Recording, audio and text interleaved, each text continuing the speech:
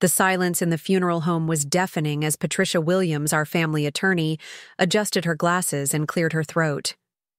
My stepmother Jessica sat in the front row, dabbing at her eyes with a tissue that hadn't seen a single real tear, surrounded by her carefully curated circle of sympathizers.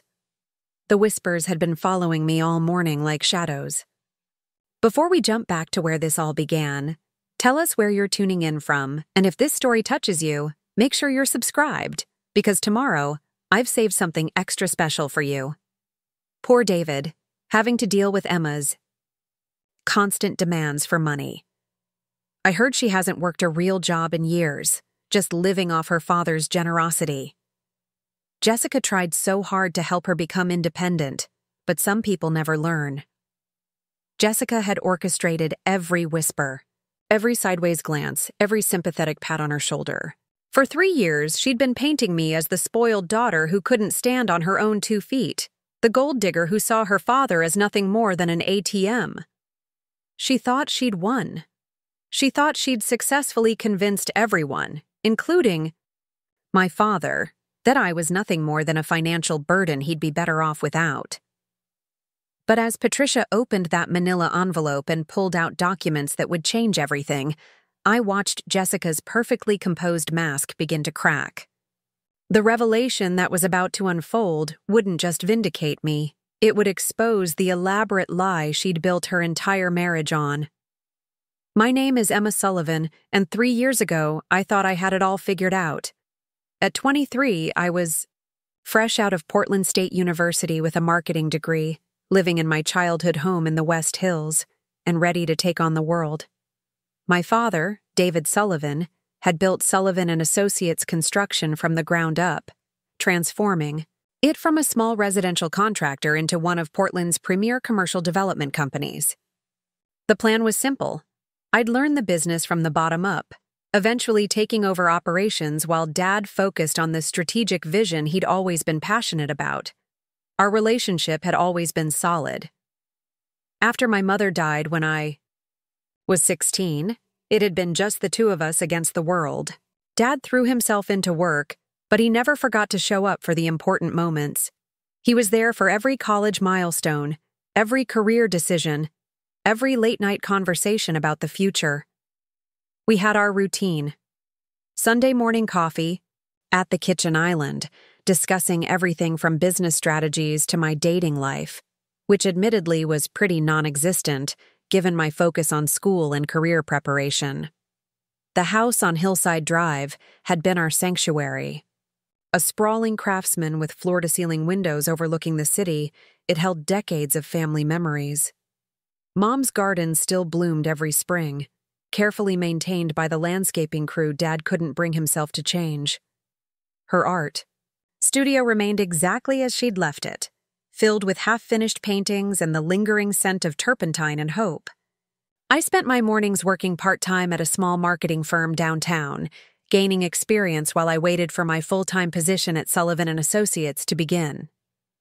The plan was to start the following January, giving me time to complete a professional development program Dad had insisted on. Everything felt perfectly aligned, like pieces of a puzzle clicking into place. That all changed the day Dad brought Jessica home. It was a rainy Thursday evening in October when I heard unfamiliar laughter echoing from the kitchen. I'd been upstairs in my room, working on a freelance marketing project for a local coffee shop, a side gig I'd picked up to stay sharp and earn some spending money. The sound of a woman's voice, bright and musical, drifted up the stairs like an intrusion into our carefully maintained world. I found them sitting at the kitchen island, Dad's face more animated than I'd seen it in years. Jessica Chen was stunning in that effortless way that made other women immediately self-conscious.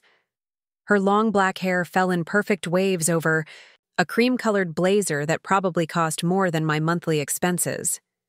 Her smile was practiced but warm, the kind that real estate agents perfect after years of putting people at ease while negotiating their biggest investments. "Emma!" Dad's voice carried an excitement I hadn't heard since Mom was alive. "Come meet Jessica. She's the agent who helped me close the Morrison Avenue deal." Jessica stood immediately, extending a manicured hand. Emma, I've heard so much about you. Your father is incredibly proud of your accomplishments at Portland State. There was something about the way she said it, like she'd memorized a script. But Dad was beaming, and I pushed aside my initial discomfort. Maybe it was good that he was finally meeting someone. Maybe it was time for both of us to start moving forward.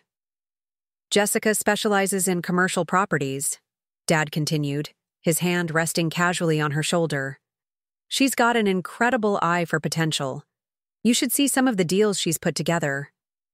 Over dinner, Jessica regaled us with stories from the real estate world, name-dropping clients and million-dollar deals with the casual confidence of someone who'd genuinely earned her success.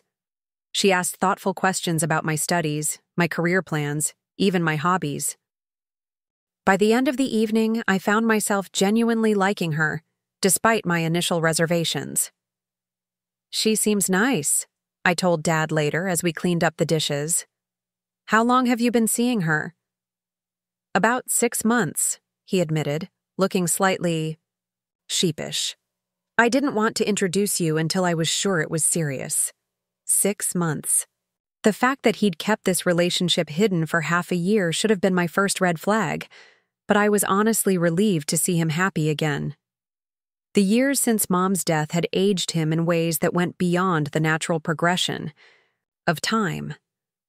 Seeing him laugh, really laugh, felt like watching someone remember how to breathe. Jessica became a regular presence in our lives with surprising speed. She had a gift for making herself indispensable, showing up with Dad's favorite takeout when he worked late, remembering small details about his preferences, even taking over some of the household management tasks that he'd been struggling with since Mom died. Within weeks, she had her own key, her own parking spot in our circular driveway, and her own coffee mug in the kitchen cabinet. I was genuinely happy for them, even as I noticed subtle changes in our household dynamic. Sunday morning coffee became Sunday morning coffee for 3, with Jessica contributing real estate market insights and business connections that genuinely impressed Dad. She had an uncanny ability to anticipate his needs, finishing his sentences, and bringing up business opportunities that aligned perfectly with his expansion plans. She's got remarkable business instincts, Dad told me one evening as we walked through Mom's garden. Her network in commercial real estate is exactly what we need for the next phase of Sullivan Associates. It made sense. Jessica's success in luxury real estate had given her connections with developers, investors, and city planners throughout the Pacific Northwest.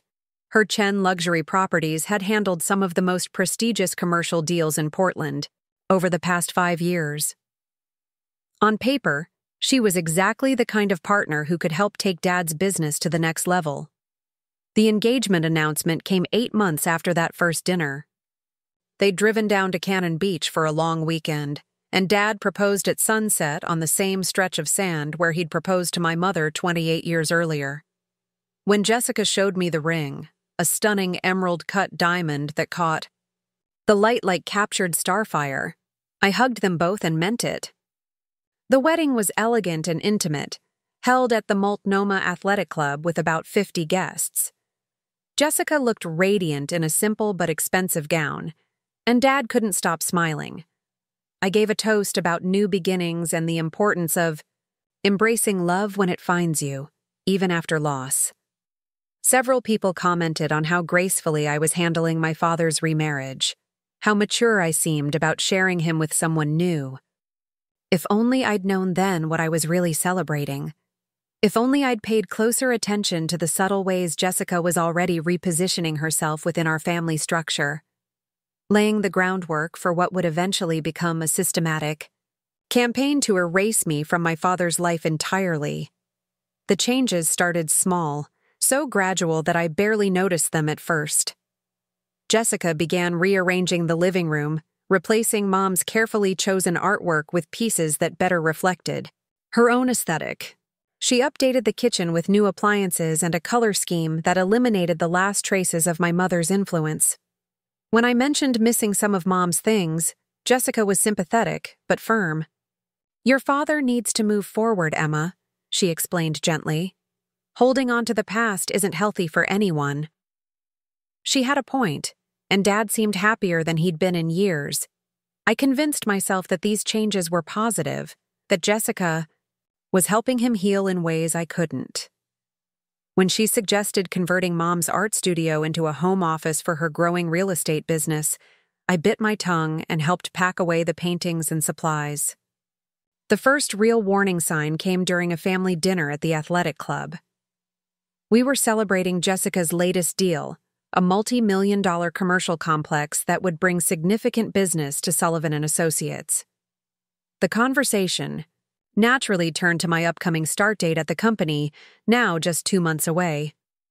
I've been thinking about Emma's position, Jessica said, cutting into her salmon with surgical precision. Given the current market conditions and the company's expansion plans, maybe we should consider whether bringing family into the business is the right move. Dad looked surprised. What do you mean? Well, you've always said that Sullivan Associates succeeds because you hire the best people for each position, she continued, her tone reasonable and measured. Emma's a smart girl, but she doesn't have any real-world experience yet. Maybe she should spend a few years proving herself elsewhere before joining the family business. The suggestion hit me harder than I expected. I thought we'd already decided this. I've been preparing for this role for 2 years. I've done internships. I've studied the industry. I've been working part-time to gain experience. Preparing and narrating this story took us a lot of time, so if you are enjoying it, subscribe to our channel. It means a lot to us. Now back to the story. Of course you have, sweetheart. Jessica's smile was warm but patronizing. But there's a difference between academic preparation and real business experience. David, you remember how you had to work your way up from construction sites to corporate boardrooms. Don't you think Emma deserves the same opportunity to prove herself? Dad was quiet for a long moment, considering her words. I watched his expression shift from surprise to contemplation, and something cold settled in my stomach. Maybe Jessica has a point, he said finally. I did learn everything I know by starting at the bottom. Maybe you'd benefit from a few years of real-world experience before joining Sullivan and Associates. The betrayal was swift and complete. After years of planning, after building my entire educational and career trajectory around joining the family business, my position was being questioned by someone who'd been in our lives for barely over a year. But what hurt more than the professional setback was the realization that Dad was considering Jessica's opinion over our long-established plans. So what am I supposed to do? I asked, trying to keep my voice steady. I've turned down other opportunities because I was committed to Sullivan and Associates. You're young, Jessica said, reaching across the table to pat my hand. You have time to explore other options. Maybe this is exactly the push you need to become truly independent. That word, independent, would become Jessica's favorite weapon against me over the coming months. She wielded it with surgical precision, making every conversation about my future sound like concern for my personal development, while systematically undermining my relationship with my father. Over the following weeks, Jessica began subtly questioning my lifestyle choices during family dinners. Why was I still living at home when most people my age had their own apartments? Wouldn't I be happier with more privacy and independence? She'd read an article about how young adults who lived with parents too long struggled with confidence and self-reliance. Had I considered that maybe staying in my childhood home was holding me back from reaching my full potential? Dad, influenced by her carefully planted suggestions, began echoing these concerns. Maybe it would be good for me to experience life on my own for a while. Maybe Jessica was right about the importance of independence. When I pointed out that I was saving money and helping maintain the house, he brushed aside my practical arguments. It's not about money, Emma, he said during one particularly tense conversation. It's about you becoming your own person. The irony was devastating. I was becoming my own person, in ways they couldn't possibly imagine. While Jessica was maneuvering to push me out of the family business and the family home, I was quietly building something that would eventually dwarf anything she could have anticipated. But her campaign was working. Dad's perspective on my capabilities and my place in his life was shifting with each carefully orchestrated conversation. The final straw came during a Sunday morning coffee session that had become increasingly uncomfortable since Jessica's arrival. She was discussing her latest real estate deal when she casually mentioned seeing one of my college friends at a downtown coffee shop. Sarah Chen, no relation despite the shared last name, Jessica laughed. She was telling me about her new position at Nike's marketing department.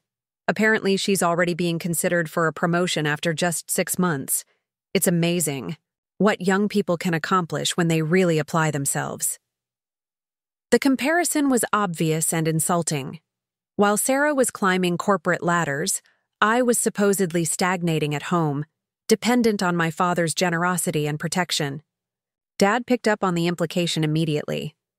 "Maybe you should be more proactive about your job search, Em," he suggested. "Sarah's always been ambitious, but so are you. You just need to channel that energy in the right direction." I excused myself from the table and walked out to Mom's garden, needing air and space to process what was happening. Jessica was systematically dismantling my relationship with my father, using his own values and concerns against both of us. She was brilliant, I had to admit. Instead of being the stereotypical evil stepmother who openly competed with the daughter, she was positioning herself as the caring advocate who only wanted what was best for everyone involved. But I wasn't the helpless victim she assumed I was. While Jessica had been focused on pushing me out of my father's business and his life, I'd been quietly building something that would eventually make her manipulations irrelevant. The freelance marketing work I'd been doing wasn't just a side gig to stay sharp. It was the foundation of something much bigger. What Jessica didn't know, what nobody knew, was that over the past 18 months, I'd been developing and launching my own digital marketing agency. What started as helping a few local businesses with their social media presence had evolved into a legitimate company with clients across the Pacific Northwest. The coffee shop, the boutique clothing store, the small tech startup, each success had led to referrals, and each referral had led to bigger opportunities. The timing of Jessica's campaign to push me toward independence was almost laughable. While she was lecturing me about the importance of standing on my own 2 feet, I was already doing exactly that. The part-time job at the downtown marketing firm was my cover story, a way to maintain the appearance of being a struggling young professional while I built something that would eventually eliminate any need for my father's financial support or business opportunities. But Jessica's manipulations were working faster than I'd anticipated. The warm, supportive relationship I'd always had with my father was cooling into something distant and conditional. He'd begun questioning my ambition, my independence, even my maturity. Every conversation felt like a test I was failing. Every interaction filtered through Jessica's carefully constructed narrative about my supposed shortcomings. The morning I found the apartment listing on my pillow was the moment I realized just how far things had deteriorated. It was a small studio in the Pearl District, expensive and impersonal, with a note from Jessica suggesting I might find it perfect for a young professional starting her independent journey. The message was clear. It was time for me to leave. As I sat in Mom's garden that evening, watching the sunset paint the city in shades of gold and amber, I made a decision that would change everything. If Jessica wanted me to be independent, I'd show her exactly what independence looked like. If she wanted me out of my father's life, I'd step back and let her have what she thought she wanted. But I wouldn't disappear quietly. I wouldn't fade into the background like the compliant daughter she expected me to be. Instead, I'd use this opportunity to build something so successful, so undeniably impressive, that when the truth finally came to light, there would be no question about who I really was or what I was capable of achieving. Jessica thought she was pushing me out of my comfort zone, forcing me to sink or swim in the real world. She had no idea that I'd already learned to swim in waters much deeper than anything she could imagine. The game she thought she was winning was about to reveal itself as something entirely different, and by the time she realized her mistake, it would be far too late to change the outcome. The daughter she'd dismissed as a gold-digger and a burden was about to disappear from view, only to re-emerge as something she'd never seen coming. Something that would make her carefully constructed plans seem like amateur hour compared to the empire I was building in secret. But first, I had to let her think she'd won. Moving out of the family home felt like stepping off a cliff into free fall. The studio apartment Jessica had so helpfully suggested was everything I'd expected. Cramped, overpriced, and completely devoid of the warmth that had defined my childhood. The exposed brick walls that the landlord marketed as character felt cold and impersonal. The single window overlooked a narrow alley where delivery trucks rumbled past at 5 a.m, ensuring that sleep became a luxury I could rarely afford. But the physical discomfort was nothing compared to the emotional isolation that settled over me like a heavy blanket. Jessica's campaign hadn't just pushed me out of my father's house, it had effectively severed me from the life I'd known for 23 years. The Sunday morning coffee tradition ended abruptly. Dad's calls became infrequent and strained, usually prompted by Jessica's gentle reminders that he should check on his daughter's progress toward independence. "How's the job search going?" he'd ask during our brief phone conversations, his voice carrying an undertone of disappointment that cut deeper than any outright criticism. Jessica mentioned seeing several interesting opportunities in the marketing field. "Are you being selective enough, or maybe too selective?" The implication was always there, hovering between his words like an accusation. I wasn't trying hard enough. I wasn't taking my independence seriously. I was failing to live up to the potential he'd once been so proud of. Jessica had successfully reframed my entire identity in his mind, transforming me from a capable daughter with a bright future into a project that required management and concern. What made it worse was that I couldn't defend myself without revealing the truth about my growing business, and I wasn't ready for that conversation yet. My digital marketing agency was gaining momentum, but it was still fragile, still dependent on my ability to work from the shadows while maintaining the appearance of struggling independence. Revealing my success too early would undermine the impact I was planning for later. So I played the role Jessica had written for me, accepting her narrative while quietly building something that would eventually destroy it completely. During Dad's calls, I'd mention the challenges of apartment living, the difficulty of the job market, the adjustment period that came with true independence.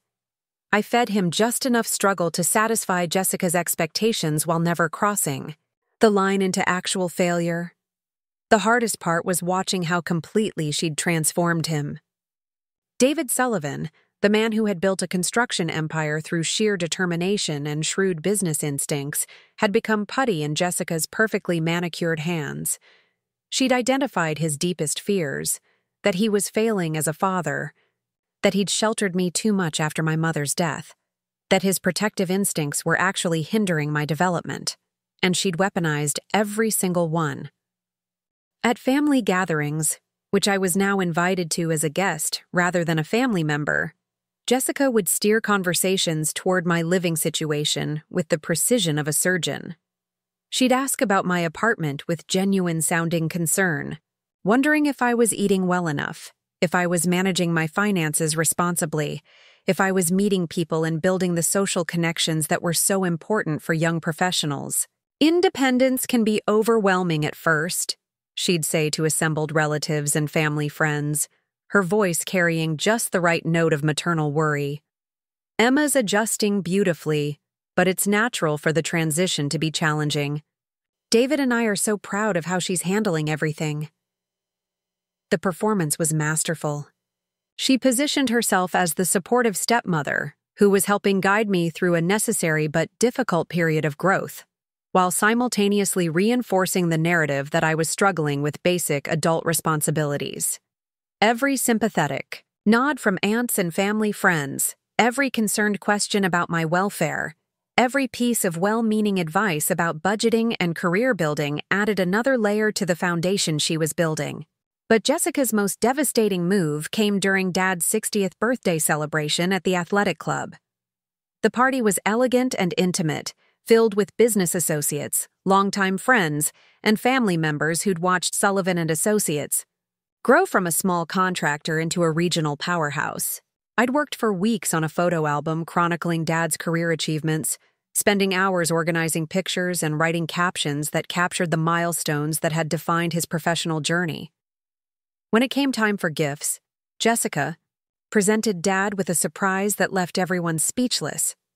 She'd commissioned a professional filmmaker to create a documentary about his life, complete with interviews from business partners, employees, and friends. The 20-minute film played on screens throughout the room, showing Dad's evolution from a young man with a truck and a toolbox to the respected CEO he'd become. The documentary was stunning, professionally produced, and genuinely moving. It captured Dad's work ethic, his integrity, his commitment to excellence, and his role as a pillar of the Portland business community. But what struck me most was what wasn't included. In 20 minutes of his life story, I appeared for less than 30 seconds. Mom's death was mentioned briefly as a tragedy that strengthened his resolve, but the years we'd spent together, the plans we'd made, the relationship that had sustained us both through the hardest period of our lives, none of that made it into Jessica's version of his story. Instead, the documentary focused heavily on his marriage to Jessica, presenting it as the beginning of a new chapter that had brought balance and partnership to his life. Several interviews emphasized how much happier and more focused he'd become since meeting her, how her business acumen had complemented his construction expertise, how their combined efforts were positioning Sullivan and Associates for unprecedented growth. The message was subtle but unmistakable. I was a footnote in my father's life, a brief chapter that had been superseded by something more important and meaningful. As the room erupted in applause and Dad wiped tears from his eyes, I felt something inside me crystallize into cold, hard resolve. Jessica hadn't just pushed me out of my father's life. She'd begun erasing me from his history entirely. The conversation I overheard later that evening confirmed my worst fears. I'd stepped onto the club's terrace for air, needing a moment away from the congratulations and speeches, when Jessica's voice drifted through the partially open door behind me. "I'm worried about Emma," she was saying to someone, her tone carrying that familiar note of concerned maternal authority. "She's been out of the house for 6 months now, and she's still struggling to establish herself. David feels terrible about it, but I keep telling him that some people need more time to mature than others." "She always seemed like such a bright girl," replied a voice I recognized as Mrs. Henderson, one of Mom's oldest friends. "Oh, she is bright," Jessica agreed. "But intelligence and independence are different things entirely. Emma's always been sheltered, always had David to fall back on when things got difficult. This is the first time she's had to truly stand on her own, and it's been harder than any of us expected." There was a pause, and I pressed closer to the door, straining to hear. "David wanted to help more, financially, I mean. But I've convinced him that would only make things worse. She needs to learn that actions have consequences, that she can't rely on family money to solve her problems. It's tough love, but it's what she needs right now." Mrs. Henderson murmured something sympathetic, and Jessica continued. "The hardest part is watching David blame himself. He keeps saying he should have prepared her better, should have pushed her toward independence sooner. I keep reminding him that he was just being a loving father, but sometimes love means letting someone struggle until they find their own strength." The conversation continued, but I'd heard enough. Jessica had successfully convinced my father that helping me financially would be a disservice, that my struggles were a necessary part of my development, that his natural instinct to support his daughter was actually a character flaw that needed to be overcome. She'd isolated me, not just physically, but emotionally, ensuring that even if I wanted to reach out for help, Dad would resist providing it. But what Jessica didn't understand, what she couldn't possibly have anticipated, was that her campaign was actually accelerating my success rather than hindering it. Every door she closed in my personal life forced me to open new ones professionally. Every relationship she undermined pushed me to build stronger connections in the business world. Every narrative she constructed about my dependence and immaturity motivated me to prove her wrong in ways she'd never see coming. My digital marketing agency, which had started as a side project to maintain my skills, was evolving into something far more substantial. The small business clients I'd begun with were referring me to larger companies, and those larger companies were connecting me with enterprise-level opportunities that I'd never imagined possible at 23 years old. The breakthrough came through an unexpected connection. Michael Thompson, the founder of a tech startup called Innovate PDX, had hired me to redesign his company's digital presence after their previous marketing firm had delivered disappointing results. What started as a simple website refresh evolved into a comprehensive rebranding campaign that helped Innovate PDX secure a major round of venture capital funding. Michael was everything Jessica probably imagined I should be dating: successful, ambitious, well-connected in Portland's business community. But our relationship was purely professional, built on mutual respect for each other's expertise rather than romantic interest. He was 7 years older, recently divorced, and completely focused on building his company into something significant. "You've got instincts I've never seen in someone your age," he told me during our final project meeting, reviewing the analytics that showed a 300% increase in qualified leads since our campaign launched. Most marketing professionals take years to develop this kind of strategic thinking. "How long have you been doing this?" "Longer than most people realize," I replied, a response that was becoming my standard deflection when clients asked about my background. What Michael offered next changed everything. Innovate PDX was preparing to launch a revolutionary software platform that would streamline project management for construction companies. They needed a marketing partner who understood both the tech industry and the construction world, someone who could translate complex software capabilities into language that traditional contractors would embrace. "I want to offer you an exclusive contract," Michael said, sliding a proposal across the conference table. 6 months, renewable based on performance. The compensation package includes base fees, plus equity participation if we hit our projected growth targets. The numbers were staggering. The base contract alone would generate more income than I'd previously made in an entire year. If Innovate PDX achieved even half of their projected growth, the equity component would be worth more than most people earned in a decade. But what made the offer truly extraordinary was the industry connection. Michael's software was designed specifically for companies like Sullivan Associates, which meant I'd be working at the intersection of my father's world and my own expertise. "There's one condition," Michael continued. "This contract requires your full attention and complete discretion. We're dealing with proprietary technology and competitive intelligence that could be worth millions if it falls into the wrong hands. You'd need to sign comprehensive non-disclosure agreements and commit to working exclusively with Innovate PDX during the contract period." The timing was perfect. Jessica's campaign to isolate me from my father's business had actually positioned me to enter that same industry from a completely different angle, one that would eventually give me more insight into the construction world than I'd ever gained, working directly for Sullivan and Associates. While she was busy convincing Dad that I lacked the maturity and independence for family business, I was securing contracts that would make me an expert in the exact technologies that were reshaping his industry. I signed the contract that afternoon, officially transforming my freelance experiments into a legitimate business partnership that would generate serious wealth. But I kept the news to myself, maintaining the carefully constructed image of a struggling young professional who was learning hard lessons about independence and responsibility. The financial transformation was immediate and dramatic.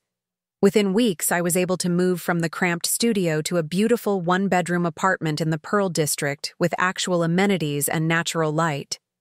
I opened business banking accounts, established credit lines, and began working with a financial advisor who specialized in helping young entrepreneurs manage sudden wealth.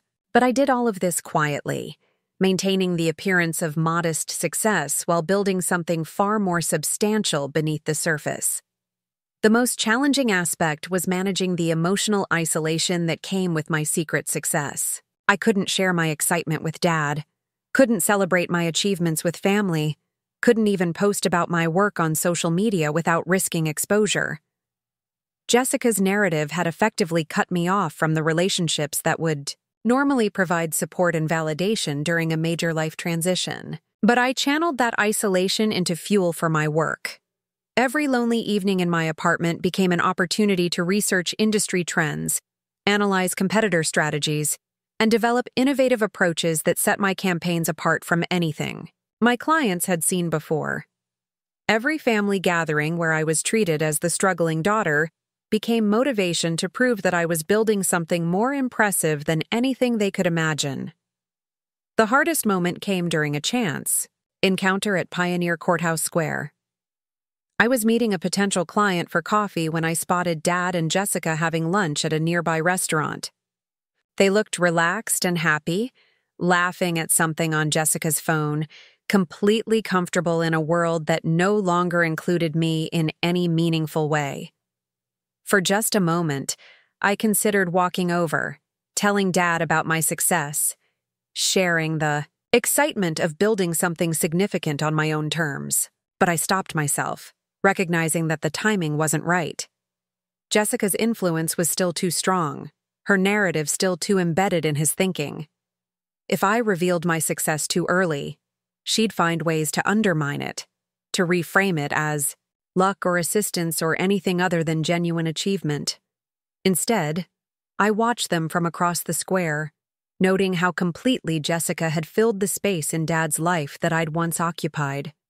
She was his business advisor, his social companion, his emotional support system. She'd made herself indispensable in ways that I never could have anticipated, and she'd done it by convincing him that supporting me was actually hurting me.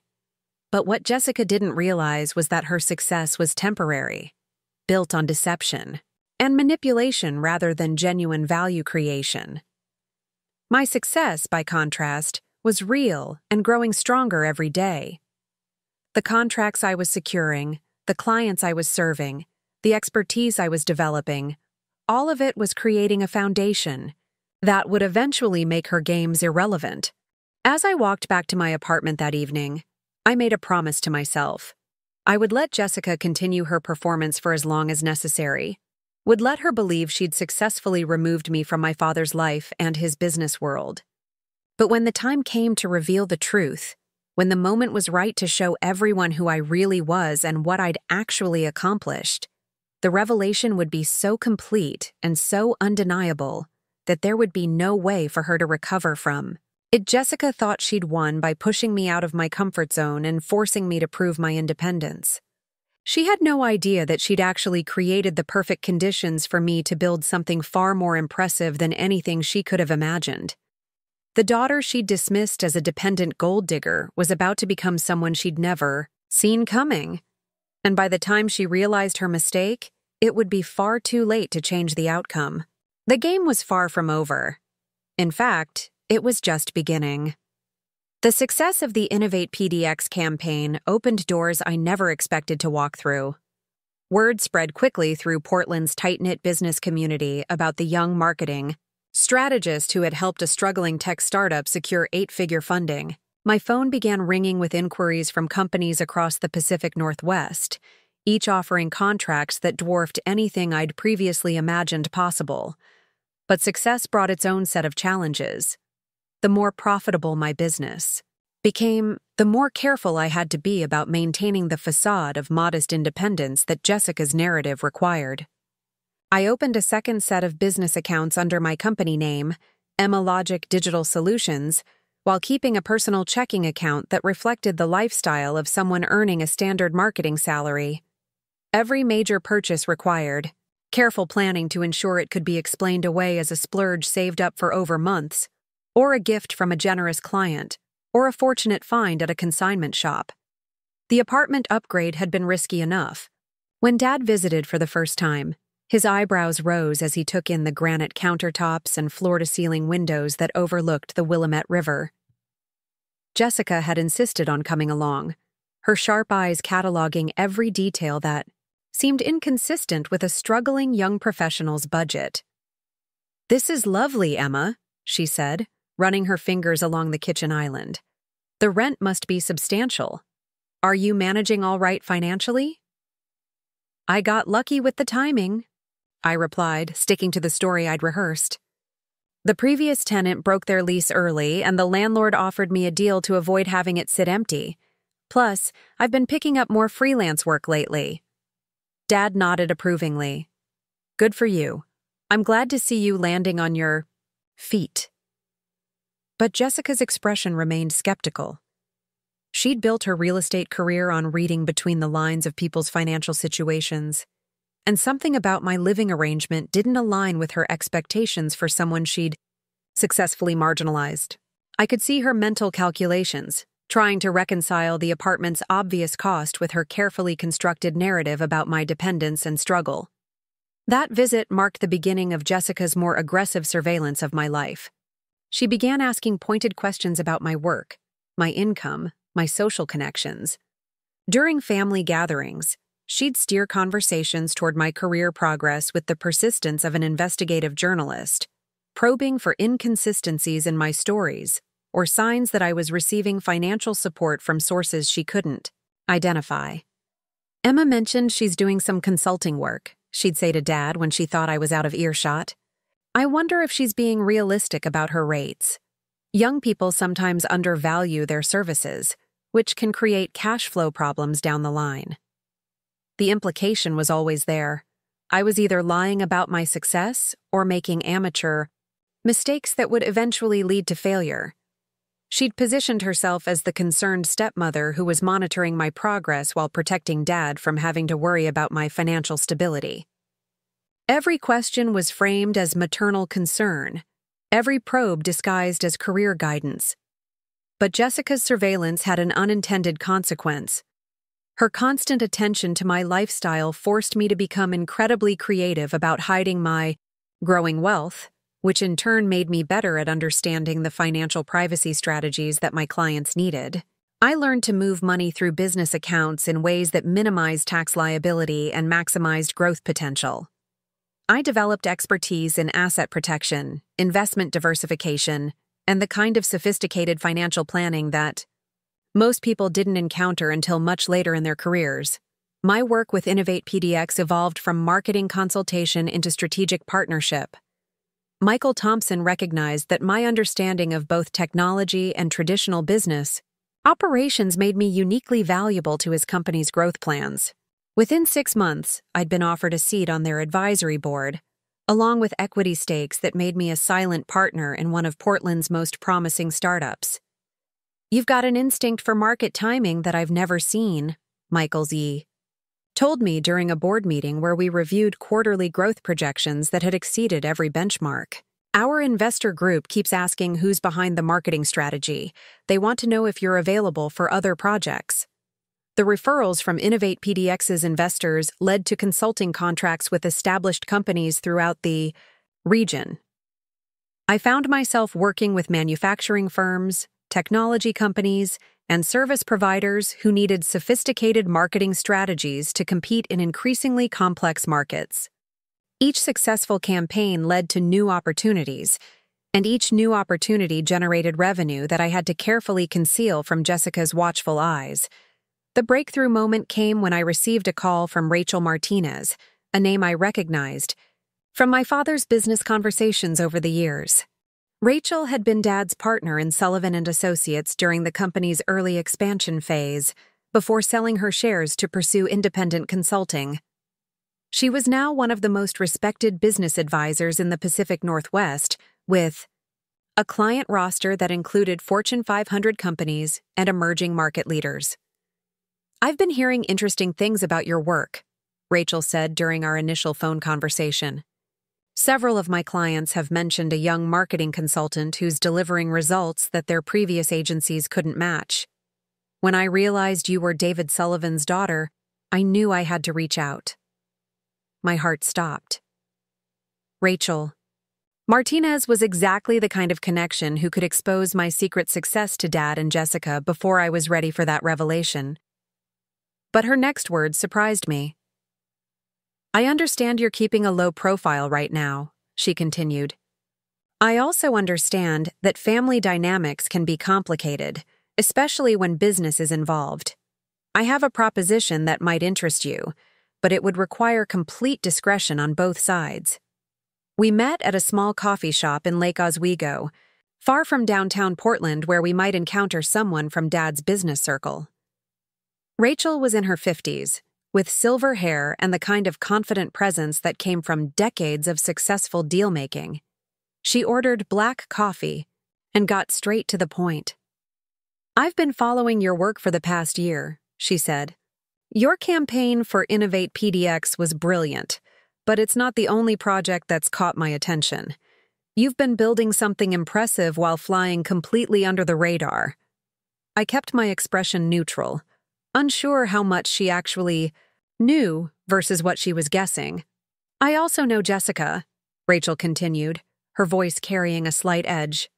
I've watched her systematically isolate you from your father while positioning herself as the concerned stepmother who's helping you become independent.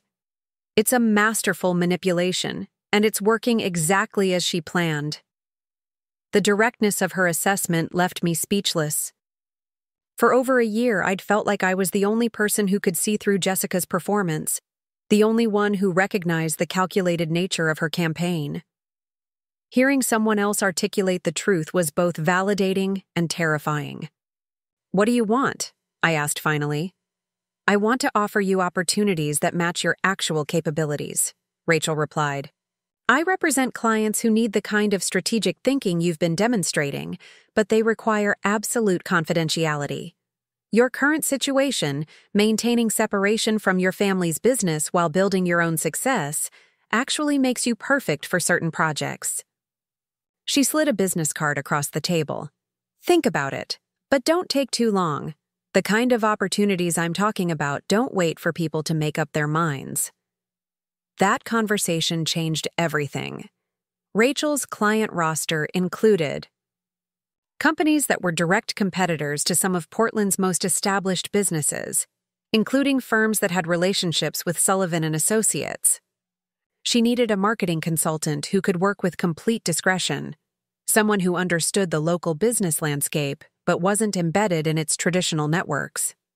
The first project she offered was consultation for a California-based construction company that was considering expansion into the Pacific Northwest market. They needed someone who understood regional contractors, local regulations, and the competitive landscape that established companies like Sullivan and Associates dominated. This isn't about corporate espionage, Rachel clarified during our second meeting. It's about market analysis and strategic positioning, but it does require someone who can gather intelligence without revealing their client relationships. The contract was worth more than I'd earned in my entire previous year of freelance work. But more importantly, it positioned me to learn about the construction industry from a perspective that would eventually prove invaluable. While Jessica was working to keep me away from Dad's business, I was gaining expertise in the same industry through an entirely different channel. Over the following months, I became Rachel's go-to consultant for projects that required both marketing expertise and industry knowledge. I worked with technology companies developing construction software, financial firms creating investment, products for contractors, and service providers targeting the building trades. Each project expanded my understanding of the business world that Dad operated in, while generating income that I had to carefully hide from Jessica's surveillance. The financial management became increasingly complex. I opened accounts in different banks, established multiple business entities, and began working with investment advisors who specialized in helping entrepreneurs manage sudden wealth. My net worth was growing at a pace that felt almost surreal. But I couldn't share that success with anyone in my personal life without risking exposure. The isolation was the hardest part. Success without the ability to celebrate it felt hollow and strange. I'd reach major milestones, landing a six-figure contract, achieving investment returns that doubled my portfolio, receiving recognition from industry publications, and then return to my apartment alone, unable to share the excitement with family or friends who might inadvertently reveal information that would undermine my carefully constructed cover story. The emotional toll was significant, but it also taught me resilience that I wouldn't have developed any other way. I learned to find satisfaction in the work itself rather than external validation, to measure success by the problems I was solving, for clients rather than the recognition I was receiving publicly. It was a maturation process that Jessica's manipulation had inadvertently accelerated. The closest call came during a chance encounter at the Pearl District Farmers Market. I was selecting produce for a dinner party I was hosting for potential clients when I heard Jessica's voice behind me. "Emma, what a surprise to see you here." I turned to find her approaching with a basket of organic vegetables, looking perfectly put together in expensive athleisure wear that somehow managed to appear both casual and sophisticated. "The produce is wonderful here," I replied, hoping my own basket didn't look too expensive. "I'm cooking for some friends tonight." "How lovely," Jessica smiled, but her eyes were scanning my selections with the precision of an accountant. "Grass-fed beef and imported cheese. You're certainly treating your friends well." She'd noticed the expensive ingredients immediately, and I could see her mental calculations beginning. The items in my basket represented a grocery budget that far exceeded what a struggling marketing consultant should be able to afford. "I'm splitting the cost with everyone," I said quickly. "We're doing a potluck-style dinner party where everyone contributes ingredients. It's actually more economical than eating out." Jessica nodded, but her smile had become more calculating. "That's smart. I always admired young people who find creative ways to enjoy life on a budget." The encounter left me shaken. Jessica was paying closer attention to my lifestyle than I'd realized, and her real estate background had given her an expert eye for financial inconsistencies. I realized I needed to be even more careful about maintaining the facade of modest success while building something far more substantial beneath the surface. But the encounter also revealed something important about Jessica's state of mind. Her questions weren't just casual curiosity anymore. They carried an undertone of suspicion that suggested she was beginning to doubt her own narrative about my dependence and struggle. Something about my life wasn't matching her expectations, and that inconsistency was making her uncomfortable. I began to wonder if Jessica's surveillance was motivated by more than just concern about my influence on Dad. Perhaps she was worried that I was succeeding in ways that would eventually threaten her carefully constructed position in his life. If I could demonstrate genuine independence and success, it might undermine the narrative she'd built about my character and capabilities. That realization shifted my entire strategy. Instead of simply building wealth while maintaining the appearance of struggle, I began preparing for the moment when I would reveal my success in a way that completely demolished Jessica's credibility. Every contract I signed, every milestone I achieved, every connection I made was being documented and organized into a comprehensive record that would eventually speak for itself. The game Jessica thought she was winning was actually creating the perfect conditions for her ultimate defeat. By isolating me from Dad's business and social circle, she'd forced me to build connections and expertise that would eventually make me more valuable than anything she could offer. By questioning my independence and maturity, she'd motivated me to achieve levels of success that would make her manipulations look petty and small-minded. But I wasn't ready to reveal my hand yet. The timing had to be perfect, the evidence overwhelming, and the moment impossible for her to deflect or reframe. Jessica had spent 3 years building her position in Dad's life through careful manipulation and strategic patience. I would need to match that patience while building something far more substantial than anything she could tear down. The daughter she'd dismissed as a gold digger was becoming someone she'd never anticipated. and when the time came to reveal that transformation, there would be no way for her to recover from the shock of discovering who I'd actually become. The call that changed everything came on a Tuesday morning in late October. I was reviewing quarterly projections for 3 different clients when my phone rang with an unknown number. The voice on the other end was professional but urgent. "Ms. Sullivan, this is Dr. Amanda Foster from Oregon Health and Science University Hospital.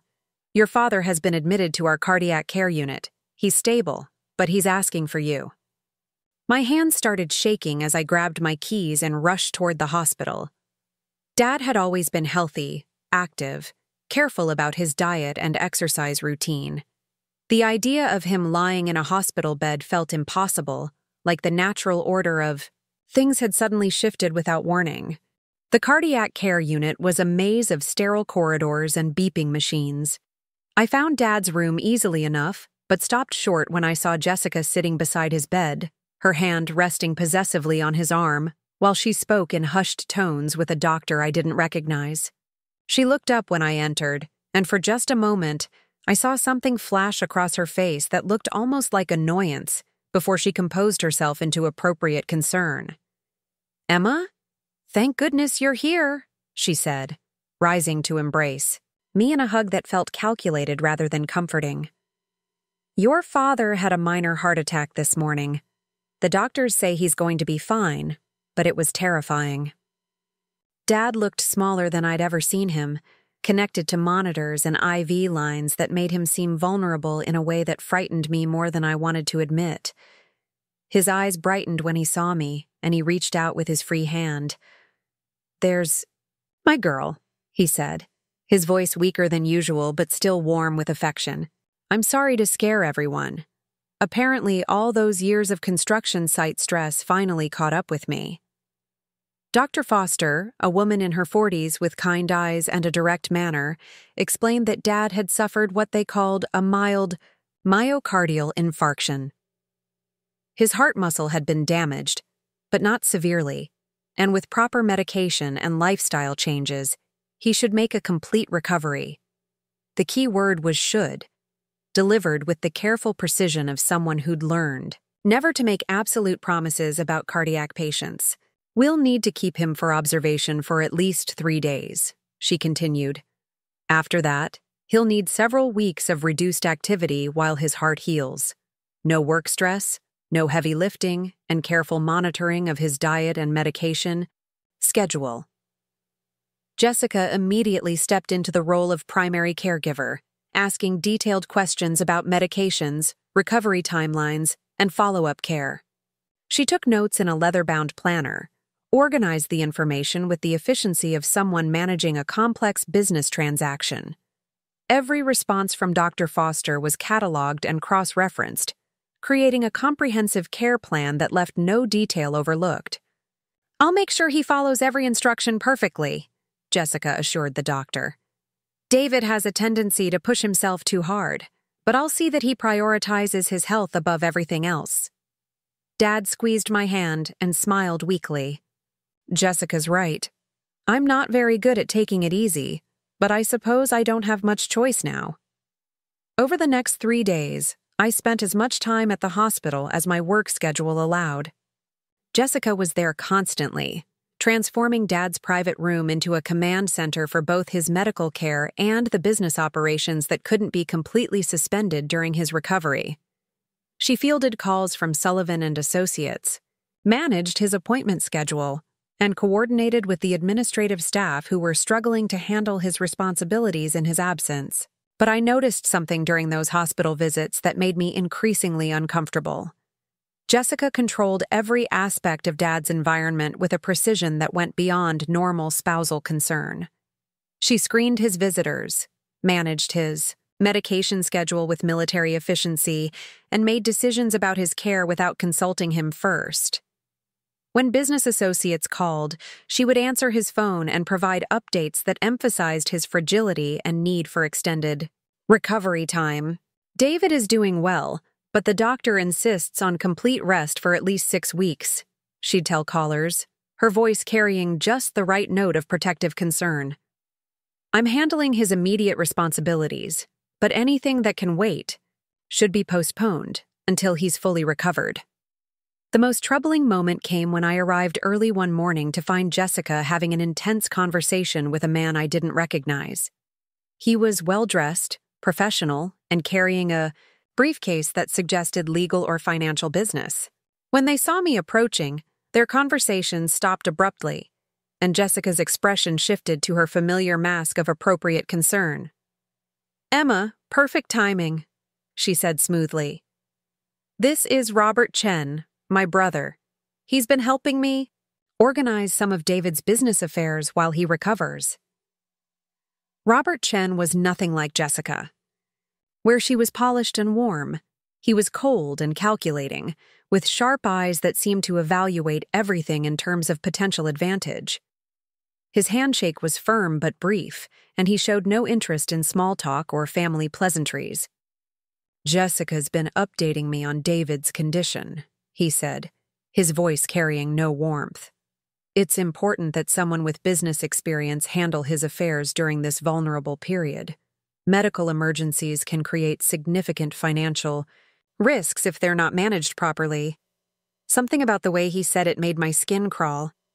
Robert wasn't expressing concern for Dad's well-being. He was talking about managing assets during a period of incapacity. Jessica's expression remained neutral, but I caught a quick glance between them that felt like coded communication. "What kind of business affairs need to be handled?" I asked, trying to keep my voice casual. "Nothing dramatic," Jessica replied quickly. "Just making sure bills are paid, contracts are honored, that sort of thing. Robert has experience with business management during medical emergencies. It's actually quite common for families to need this kind of support." But something felt wrong about the entire interaction. Robert Chen's presence, the briefcase full of documents, Jessica's carefully controlled responses. It all felt like a performance designed to conceal something more significant than routine business management. After Robert left, I tried to engage Dad in conversation about his business affairs, but he seemed genuinely unconcerned about the details.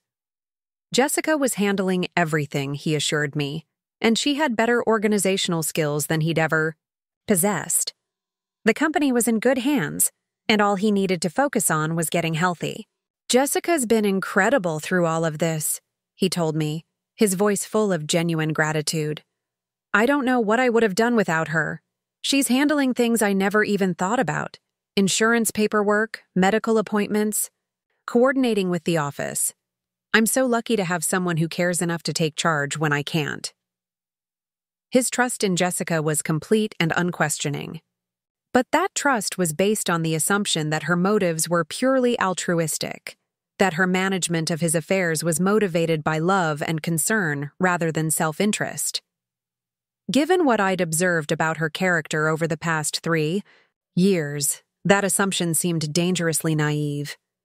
I began making my own inquiries, carefully and discreetly. Using the business connections I'd developed through my consulting work, I started gathering information about Sullivan Associates' financial status, recent contracts, and corporate structure. What I discovered was both reassuring and troubling.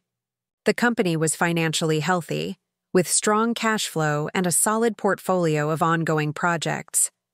Dad's management had been conservative and prudent, building reserves and avoiding the kind of excessive debt that had destroyed other construction companies during economic downturns. But the corporate structure was more complex than I'd realized, with multiple subsidiary companies, investment partnerships, and financial arrangements that would be difficult for someone without business expertise to understand or monitor. Rachel Martinez proved invaluable during this research phase. Her connections in the business community gave her access to information that would have taken me months to gather independently. Over coffee at our usual Lake Oswego location, she painted a picture that made me increasingly concerned about Jessica's level of access to Dad's business affairs. "Your father's company is worth significantly more than most people realize," Rachel explained, keeping her voice low despite the privacy of our corner booth. "The real estate holdings alone are worth several million, and that's before you factor in the ongoing contracts and business relationships. If something were to happen to his decision-making capacity, whoever has power of attorney would control assets worth tens of millions of dollars. The implications were staggering. Dad's heart attack, while medically manageable, had created exactly the kind of vulnerability that someone like Jessica could exploit. His trust in her judgment, combined with his reduced capacity during recovery, gave her unprecedented access to financial decisions that could reshape his entire estate. "Has he updated his will recently?" Rachel asked, though her expression suggested she already suspected the answer. "I have no idea," I admitted. "Jessica's been handling all of his legal and financial affairs since the heart attack. She could have had him sign anything during those first few days when he was heavily medicated." Rachel's expression darkened. "That's exactly the kind of situation that creates problems later. Medical emergencies make people vulnerable to influence, especially when they're dependent on someone for basic care. Courts see these cases all the time. Family members who take advantage of recovery periods to secure financial advantages." The conversation left me with a growing sense of urgency. If Jessica was planning to exploit Dad's vulnerability, I needed to act quickly to protect his interests. But I also realized that my secret business success had given me resources and connections that could be crucial in this situation. For the first time since I'd started building my independent wealth, I had a legitimate reason to reveal at least part of what I'd accomplished. That evening, I made a decision that would accelerate everything. I called Tom Bradley, a private investigator who'd been recommended by one of Rachel's clients. Tom specialized in financial investigations, particularly cases involving elder abuse and asset manipulation. His background included forensic accounting and legal investigation, exactly the expertise I needed to understand what Jessica might be planning. "I need someone to look into my stepmother's activities," I told him during our initial phone consultation. "My father recently had a heart attack, and she's been managing his business affairs. I'm concerned that she might be taking advantage of his recovery period." Tom's questions were direct and professional. How long had Jessica been in Dad's life? What was her background before the marriage? Did she have access to his financial accounts? Had there been any changes to legal documents since his medical emergency? "I'll need to see documentation," Tom said. "Bank records, corporate filings, any legal documents you can access. But I have to warn you, this kind of investigation can uncover information that families aren't prepared to handle. Are you sure you want to know what I might find?" I was sure. Whatever Jessica was planning, whatever advantage she was seeking through Dad's vulnerability, I needed to understand it completely before deciding how to respond. My secret business success had taught me that information was power, and power was what I needed to protect my father from someone who might be exploiting his trust. The investigation Tom conducted over the following weeks revealed patterns that confirmed my worst fears. Jessica had indeed been busy during Dad's recovery period, but not just with routine business management. She'd opened new accounts, restructured certain investments, and initiated several financial transactions that seemed designed to consolidate control over Dad's assets under her management. Most concerning was a series of meetings with estate planning attorneys that Dad apparently didn't remember attending. According to the appointment records Tom obtained, Jessica had accompanied Dad to 3 different law offices during his first week of recovery, ostensibly to update his emergency medical directives and power of attorney documents. "The timing is suspicious," Tom explained during our follow-up meeting. "Your father was still heavily medicated during that period, possibly not fully competent to make complex legal decisions. But the documents were signed and notarized, which means they're legally binding unless someone can prove undue influence or incapacity." The scope of Jessica's access was breathtaking. She now held power of attorney for both medical and financial decisions, could make investments and business decisions on Dad's behalf, and had been named as the primary beneficiary in a revised will that apparently reduced my inheritance to a token amount. "She's been planning this for a long time," Tom continued. The heart attack just gave her the opportunity to accelerate a strategy she'd probably been developing since the marriage.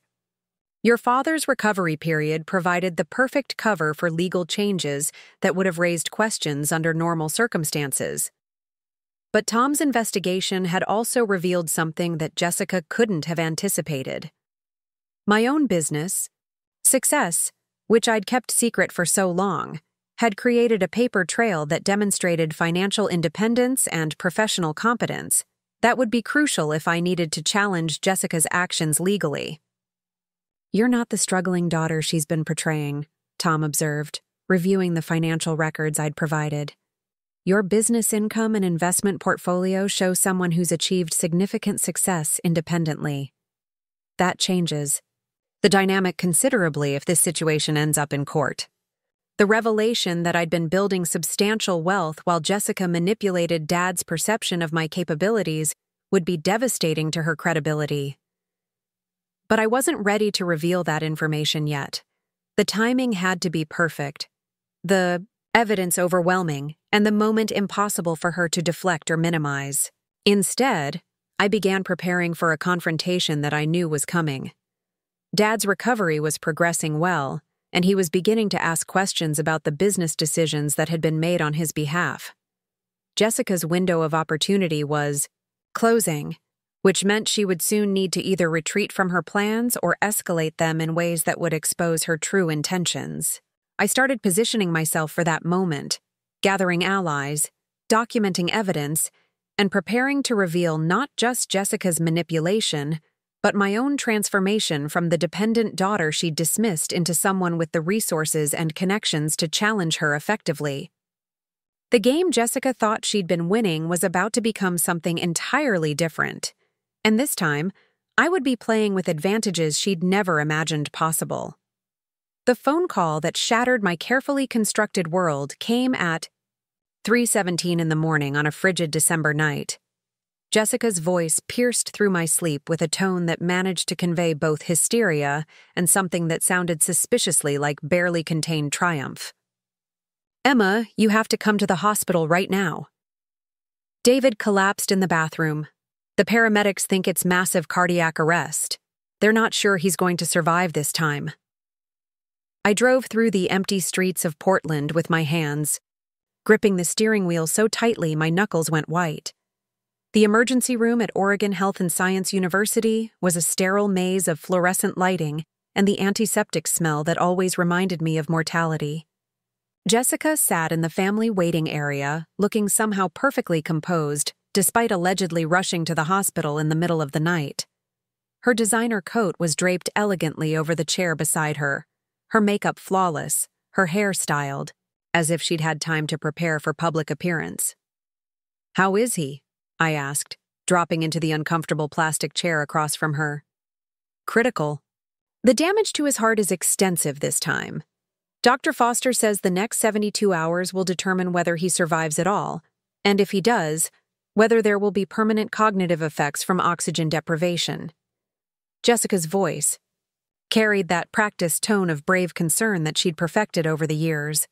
But underneath it, I detected something that made my stomach clench with dread. Dr. Foster appeared an hour later, her expression grave as she approached our small waiting area. "Dad had indeed suffered a massive myocardial infarction," she explained, "far more devastating than his previous cardiac event. The damage to his heart muscle was severe, and while the medical team had managed to restore circulation, the period of reduced oxygen flow to his brain meant there could be lasting neurological consequences." "Is he conscious?" I asked, though I dreaded the answer. "He drifts in and out of consciousness. When he is awake, he seems confused about time and place. It's too early to determine whether this is temporary disorientation from the trauma or something more permanent," Dr. Foster replied carefully.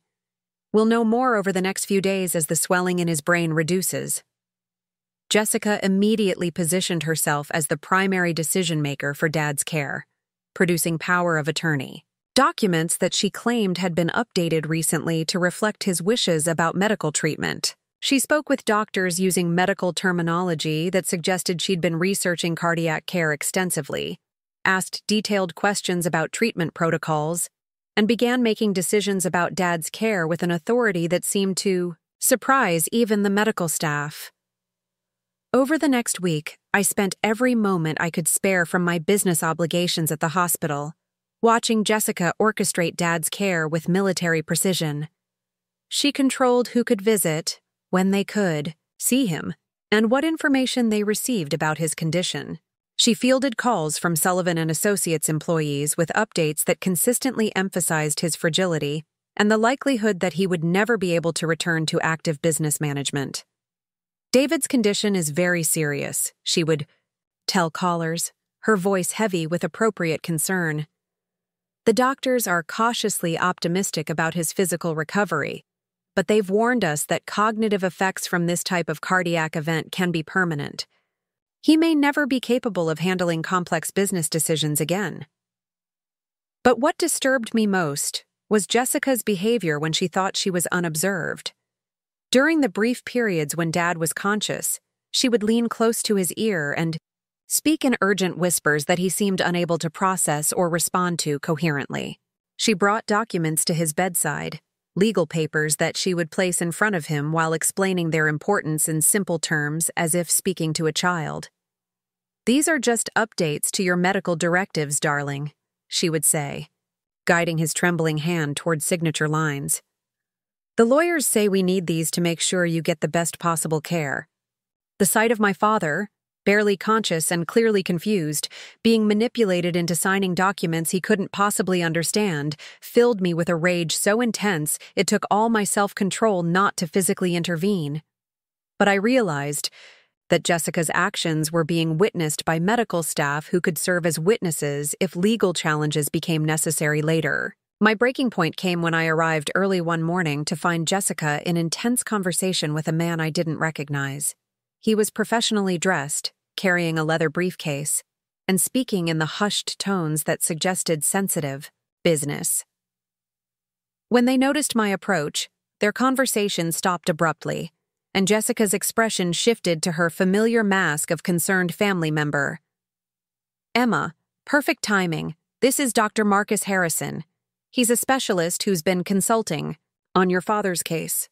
Jessica's introduction was smooth, but something about the man's demeanor suggested he wasn't primarily a medical professional.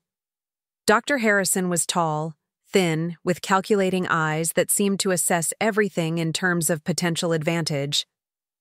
His handshake was brief and cold, and he showed no interest in discussing Dad's medical condition or treatment prospects. "I've been reviewing your father's cognitive assessments," he said without preamble. "The extent of neurological damage from his cardiac event is quite significant. Even if he recovers physically, his capacity to make complex decisions may be permanently compromised." Something about the way he delivered this assessment, with clinical detachment but obvious satisfaction, made my skin crawl. This wasn't a doctor providing medical updates to concerned family members. This was someone delivering conclusions that had been predetermined for reasons that had nothing to do with Dad's actual condition. "What kind of specialist are you exactly?" I asked, though I suspected I already knew the answer. "Dr. Harrison specializes in geriatric psychiatry and cognitive assessment," Jessica answered before he could respond. "His expertise is in evaluating mental competency for elderly patients with neurological trauma. We need to understand the extent of David's cognitive limitations so we can make appropriate arrangements for his care and his business affairs." The pieces clicked into place with sickening clarity. Jessica hadn't just been waiting for an opportunity to exploit Dad's medical vulnerability. She'd been planning for this scenario months in advance. Dr. Harrison wasn't providing legitimate medical consultation. He was preparing to declare Dad mentally incompetent based on assessments that would support Jessica's predetermined goals. After Dr. Harrison left, I tried to engage Dad in conversation during one of his more lucid moments. His responses were slow and sometimes confused, but there were flashes of his old clarity that suggested his cognitive impairment might be less severe than Jessica was claiming. "Emma," he said, gripping my hand with surprising strength, Something's wrong. Jessica keeps bringing papers for me to sign, but I can't understand what they say. Everything feels fuzzy, like I'm thinking through cotton. What kind of papers, Dad? Legal things. Changes to my will, she says. Updates to make sure everything is taken care of if something happens to me. But I don't remember asking for changes. I don't understand why everything needs to be different now. The conversation confirmed my worst fears. Jessica was using Dad's period of medical vulnerability to manipulate him into signing documents that would restructure his entire estate in her favor. His confusion about the legal changes wasn't cognitive impairment from his heart attack. It was the natural response of someone being pressured to make decisions he didn't understand while recovering from a traumatic medical event. That evening, I made a series of phone calls that would change everything. My first call was to Rachel Martinez, who had become my most trusted advisor over the past 2 years. Her connections in Portland's business and medical communities made her invaluable for gathering information that wasn't available through normal channels. I need to know everything about Dr. Marcus Harrison, I told her. Jessica brought him in as a specialist for Dad's case, but something about him doesn't feel legitimate. Rachel's investigation revealed information that confirmed my suspicions. Dr. Harrison was indeed a licensed psychiatrist, but his practice specialized in competency evaluations for families seeking to have elderly relatives declared mentally incapacitated. His assessments consistently supported predetermined conclusions, and several of his evaluations had been challenged successfully in court for their lack of medical rigor. He's what we call a hired gun, Rachel explained during our emergency meeting at a coffee shop far from the hospital. Families pay him to provide medical opinions that support their legal goals, regardless of the patient's actual condition. The fact that Jessica found him and brought him into your father's case suggests she's been planning this scenario for much longer than you realized. My second call was to Tom Bradley, the private investigator who had been helping me document Jessica's financial activities. Tom's background in forensic accounting and legal investigation made him perfect for understanding the full scope of what Jessica was attempting. I need you to find out exactly what legal documents Jessica has been having my father sign during his recovery, I told him. And I need to know who's been helping her prepare these documents. Tom's investigation over the following days revealed a pattern of activity that was both systematic and deeply disturbing. Jessica had been working with a network of attorneys and financial advisors who specialized in rapid estate restructuring during medical emergencies. The documents Dad had been signing weren't just updates to his medical directives. They were comprehensive revisions to his will, trust arrangements, and business succession plans. She's been busy, Tom reported during our next meeting. In the past 10 days, your father has allegedly signed documents that transfer controlling interest in Sullivan Associates to Jessica, revise his will to leave you a token inheritance, while making Jessica the primary beneficiary, and establish a trust that gives her complete control over his assets if he's declared mentally incompetent. The scope of Jessica's manipulation was breathtaking. She'd used Dad's medical crisis as cover for a complete restructuring of his estate that would leave her in control of everything he'd built over his lifetime. But what made her scheme particularly insidious was the timing. She was obtaining these legal changes while Dad was medically compromised and potentially unable to understand their implications. The question is whether any of these documents would hold up if challenged in court, Tom continued. Your father's medical condition during the signing period could be grounds for invalidating everything, but that would require proving he was incompetent at the time he signed them. That's when I realized the true brilliance of Jessica's strategy. By bringing in Dr. Harrison to evaluate Dad's cognitive capacity, she was creating medical documentation that would support the validity of the legal documents she'd manipulated him into signing. If Dad's condition improved, she could argue that the competency evaluation proved he was capable of making informed decisions during the signing period. If his condition didn't improve, she would inherit everything according to the revised documents. But Jessica had made one critical miscalculation in her planning. She'd been so focused on neutralizing any potential legal challenge from me that she'd never investigated my actual capabilities or resources.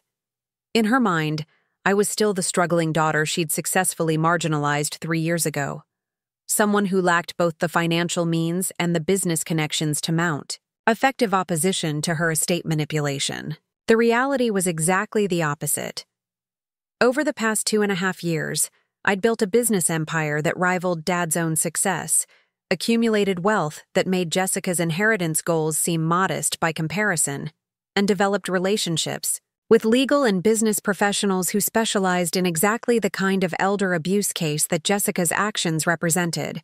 My third call was to Patricia Williams, the attorney who had handled our family's legal affairs for over 15 years, before Jessica marginalized her in favor of lawyers who were more willing to accommodate questionable legal strategies. Patricia's long relationship with our family and intimate knowledge of Dad's original estate planning made her the perfect advocate for challenging Jessica's manipulated documents. I have evidence that my stepmother has been exploiting my father's medical vulnerability to manipulate him into signing legal documents that contradict his original intentions, I told Patricia during our meeting in her downtown law office. I need to challenge the validity of everything she's obtained during his recovery period. Patricia listened carefully as I outlined the evidence Tom Bradley had gathered, her expression growing increasingly grave as the scope of Jessica's manipulation became clear. But when I began explaining my own financial situation and the resources I could bring to bear in a comprehensive legal challenge, her entire demeanor shifted. "Emma, I had no idea you'd achieved this level of business success," she said, reviewing the financial documentation I'd provided. "Your independent wealth and professional accomplishments are substantial enough to fund any legal challenge we might need to pursue. More importantly, they completely contradict the narrative Jessica has been building about your character and capabilities. The legal strategy we developed was elegant in its comprehensiveness. Rather than simply challenging the validity of individual documents Jessica had obtained, we would expose her entire 3-year campaign of manipulation as a pattern of calculated elder abuse designed to isolate Dad from family members who might protect his interests. My business success, documented extensively over the past 2 years, would serve as irrefutable evidence that Jessica's portrayal of me as a struggling, dependent daughter had been completely fabricated. The consulting contracts, investment returns, business partnerships, and industry recognition I'd achieved while maintaining secrecy about my success would demonstrate that I was exactly the opposite of everything Jessica had claimed about my character. But before we could proceed with legal challenges, we needed to stabilize Dad's medical situation and ensure he was receiving care based on legitimate medical judgment, rather than assessments designed to support Jessica's legal strategy. Patricia recommended Dr. Susan Walsh, a medical advocate who specialized in cases where family disagreements about treatment decisions created conflicts of interest. Dr. Walsh's background included both geriatric medicine and medical ethics, with extensive experience in cases involving potential financial exploitation of elderly patients. After reviewing Dad's medical records and observing the family dynamics around his care, she reached conclusions that aligned perfectly with my suspicions about Jessica's behavior. Your stepmother's level of control over your father's medical care raises several red flags, Dr. Walsh told me during a confidential consultation. Her restriction of family access, her management of information flow between medical staff and other family members, and her coordination with outside specialists, who weren't part of the primary treatment team, are all concerning patterns. Dr. Walsh agreed to serve as an independent medical advocate for Dad, which meant Jessica could no longer control information flow or make unilateral decisions about his care. More importantly, it meant that any future competency evaluations would be conducted by legitimate medical professionals rather than specialists Jessica had selected to support predetermined conclusions. The confrontation I'd been preparing for finally materialized during the first week of January. Dad's condition had stabilized enough that he was experiencing longer periods of consciousness and clearer thinking, though he remained weak and easily confused by complex information. Jessica had been using these improvements to push through additional legal documents, claiming they were necessary updates to his business succession planning that couldn't wait for his complete recovery. She'd arranged a meeting in one of the hospital's conference rooms, expecting to find the usual collection of medical staff and compliant family members she'd been managing for weeks. Instead, she arrived to find herself facing a team of professionals who'd been investigating her activities for months and preparing to expose everything she'd been doing. Patricia Williams sat at the head of the conference table, legal documents spread before her with the precision of someone preparing for trial. Dr. Walsh occupied the chair to her right, medical files and competency assessments organized for easy reference. Tom Bradley sat quietly in the corner, a digital recorder and file folders containing months of investigative evidence positioned within easy reach. "I don't understand why we need so many people for simple estate planning updates," Jessica said, her voice carrying the first hints of uncertainty I'd ever detected from her. "Because the documents you're asking David to sign represent fundamental changes to his estate plan, business succession arrangements, and family financial structure," Patricia replied with professional calm. "Given his medical condition and the highly unusual timing of these revisions, we need to ensure that he's competent to make these decisions and that he fully understands their implications." Jessica's carefully maintained composure began to develop cracks as Tom Bradley methodically presented evidence of her systematic manipulation campaign. Financial records showing unauthorized transactions during Dad's previous recovery period. Documentation of meetings with estate planning attorneys that Dad didn't remember attending. Recordings of phone conversations where Jessica discussed accelerating her timeline based on his medical vulnerabilities. "This is completely inappropriate," Jessica protested, but her voice lacked its usual commanding confidence. "David specifically asked me to handle his legal affairs because he trusts my judgment. Everything I've done has been with his full knowledge and explicit consent. Actually, David's medical records indicate that he was heavily sedated and experiencing significant cognitive disorientation during the period when most of these documents were signed," Dr. Walsh interjected, consulting her medical timeline. "His capacity to understand complex legal implications would have been severely compromised during those sessions." That's when I decided to reveal the evidence I'd been accumulating for over 2 years. Instead of responding to Jessica's increasingly desperate justifications, I simply placed a comprehensive portfolio on the conference table that documented every aspect of the business empire I'd built while she was convincing everyone that I was a struggling failure. The silence in the room was profound as Jessica's eyes scanned documents that revealed the truth about my financial success. Bank statements showing investment accounts worth millions of dollars. Business contracts demonstrating annual income that exceeded what most people earned in a decade. Client testimonials from Fortune 500 companies praising my strategic expertise and innovative marketing solutions. Industry publications recognizing my contributions to digital marketing and business development. "This isn't possible," Jessica whispered, her voice barely audible as she processed the implications of what she was seeing. "Emma doesn't have this kind of money. She's been living in that tiny apartment, struggling to pay rent, depending on David for basic support." "Actually, I own the building that apartment is located in," I replied, savoring the moment of revelation more than I'd expected. Along with several other commercial properties throughout Portland, the struggling daughter narrative was something I maintained deliberately to observe exactly how far you'd take your manipulation campaign. Dad, despite his weakened condition, was alert enough to follow the conversation and understand what was being revealed.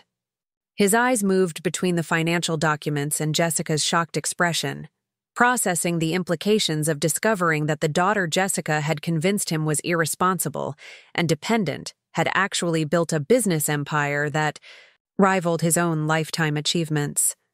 Emma accomplished all of this while I was pushing her away? Dad's voice was weak but clear, carrying a mixture of pride and profound regret that made my throat tighten with unexpected emotion.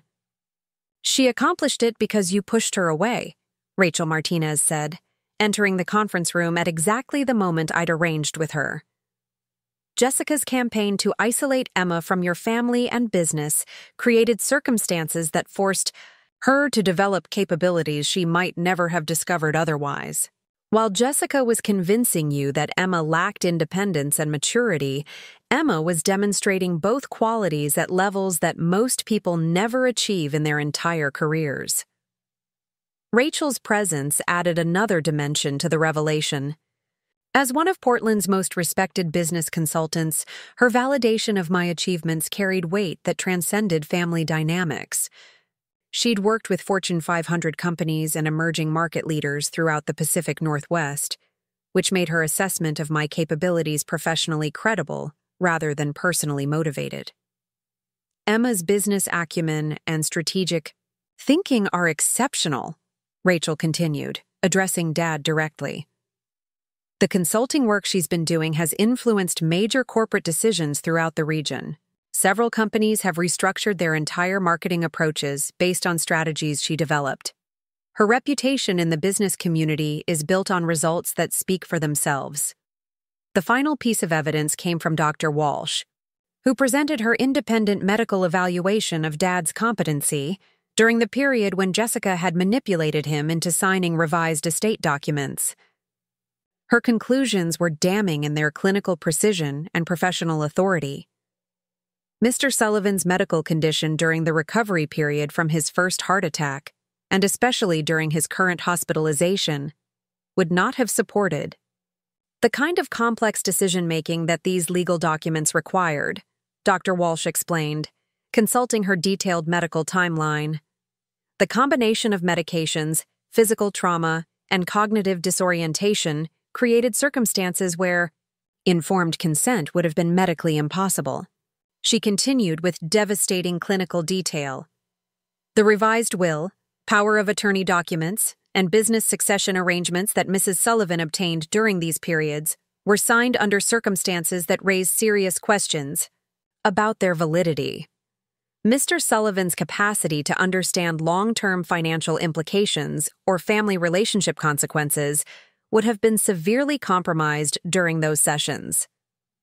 Jessica's final attempt at controlling the narrative was predictable in its desperation, but revealing in its complete disconnection from reality.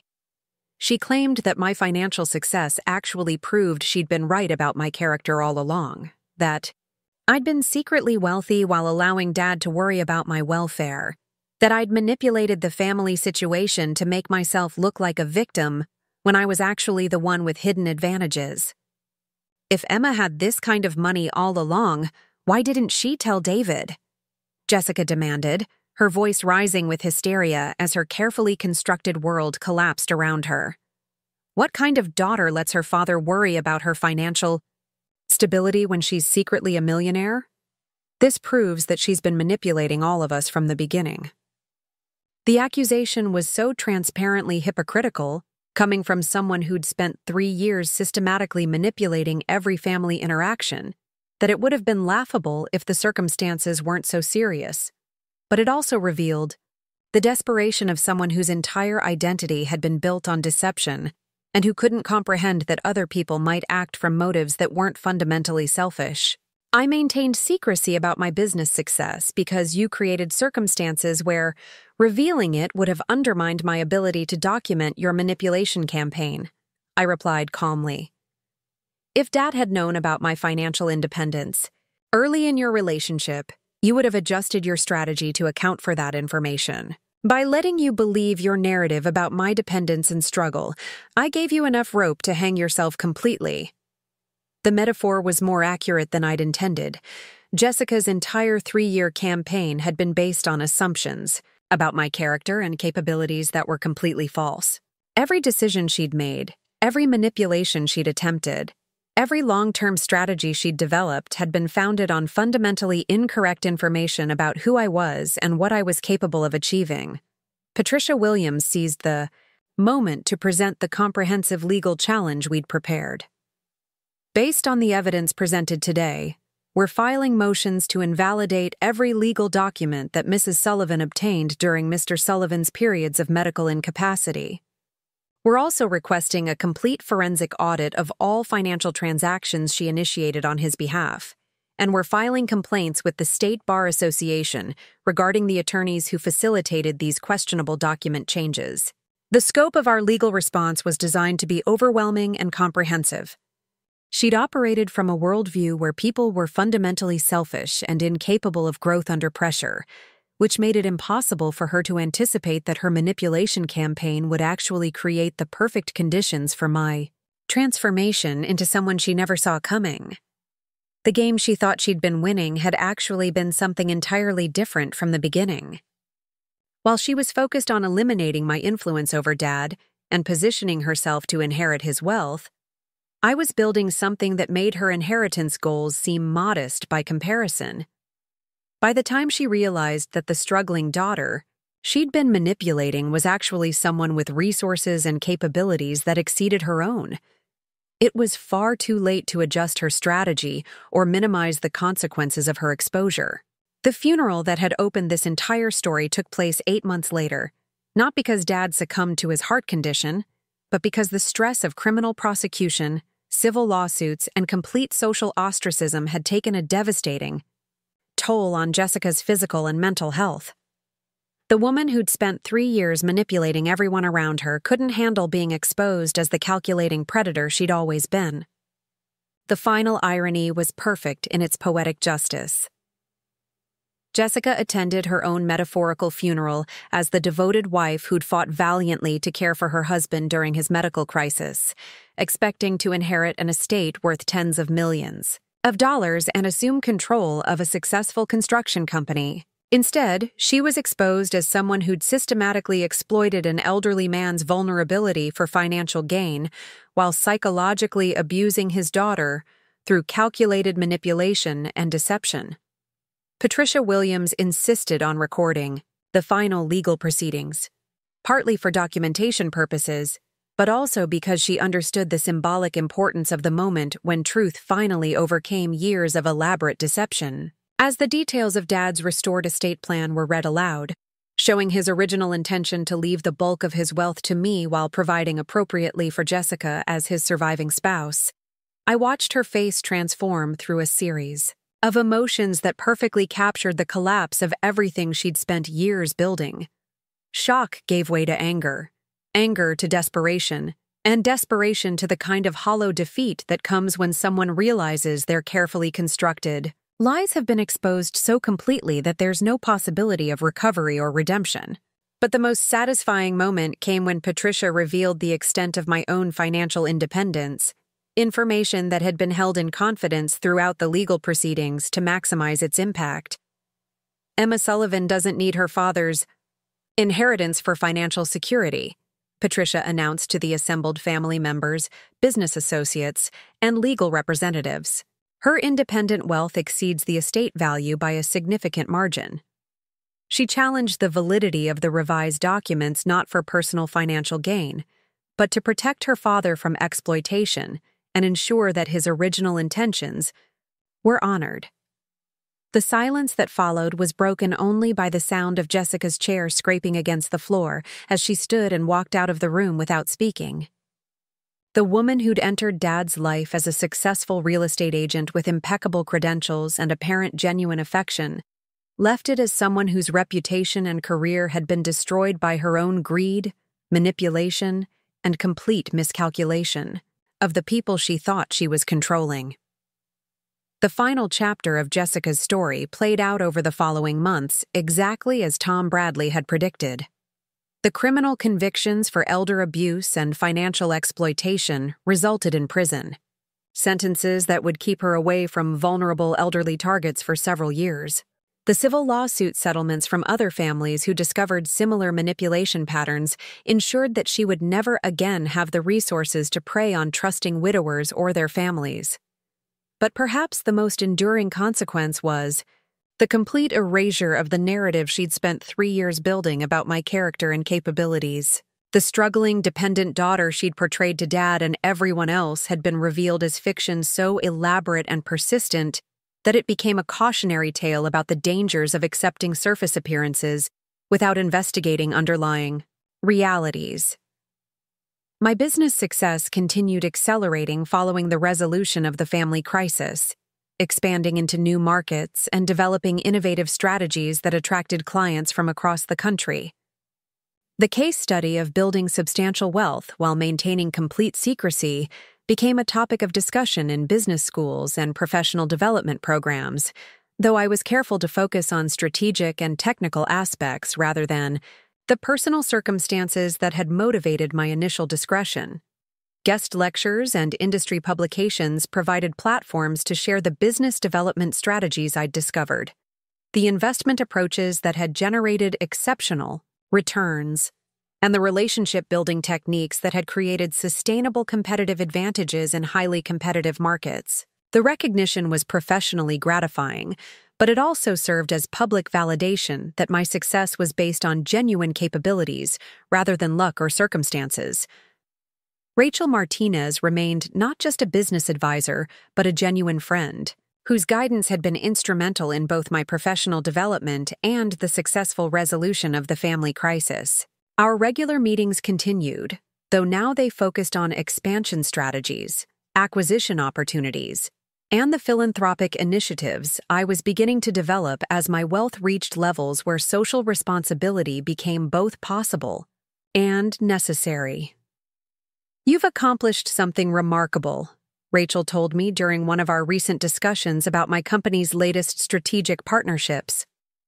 "Not just the financial success, which is impressive enough, but the way you handled Jessica's manipulation with patience and strategic thinking that turned her own campaign against her. That kind of emotional intelligence and long-term planning is rare at any age, but especially in someone who's still in their 20s. The compliment was meaningful, coming from someone whose professional experience included advising some of the most successful business leaders in the Pacific Northwest. But it also highlighted something I'd learned about myself during the 3 years of navigating Jessica's manipulation. Adversity had accelerated my development in ways that normal circumstances never could have achieved. The isolation forced me to become self-reliant. The financial pressure motivated me to develop income-generating capabilities faster than I might have under more comfortable circumstances. The emotional manipulation taught me to read people's motivations and long-term strategies with precision that became invaluable in business negotiations and relationship management. Most importantly, the experience of being systematically underestimated gave me advantages in professional settings where people consistently miscalculated my capabilities based on assumptions about age, appearance, or background.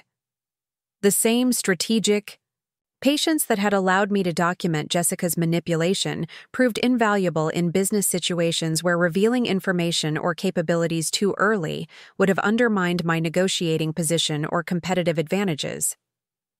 As I looked back on the transformation from college graduate with unclear prospects to successful entrepreneur with substantial wealth and industry recognition, I realized that Jessica's manipulation campaign had actually created the perfect conditions for accelerated personal and professional development.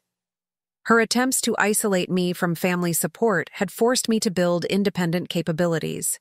Her efforts to undermine my confidence had motivated me to prove my competence through measurable achievements. Her systematic deception had taught me to document everything and verify all assumptions before making important decisions. The daughter she'd tried to erase from her father's life had become someone she never anticipated, and the revelation of that transformation had destroyed everything she'd worked to build, while simultaneously validating every original instinct Dad had possessed about my potential before Jessica's influence clouded his judgment. The most profound change in my life following Jessica's exposure wasn't financial or professional. It was the restoration of authentic relationships based on truth rather than manipulation. Dad and I developed a partnership that combined his decades of industry experience with my innovative approaches to business development and market analysis. Our Sunday morning conversations evolved into strategic planning sessions that benefited both Sullivan and Associates and my own expanding business empire. "I keep thinking about all the time we lost," Dad said during one of these sessions, his voice carrying regret that I wished I could erase completely.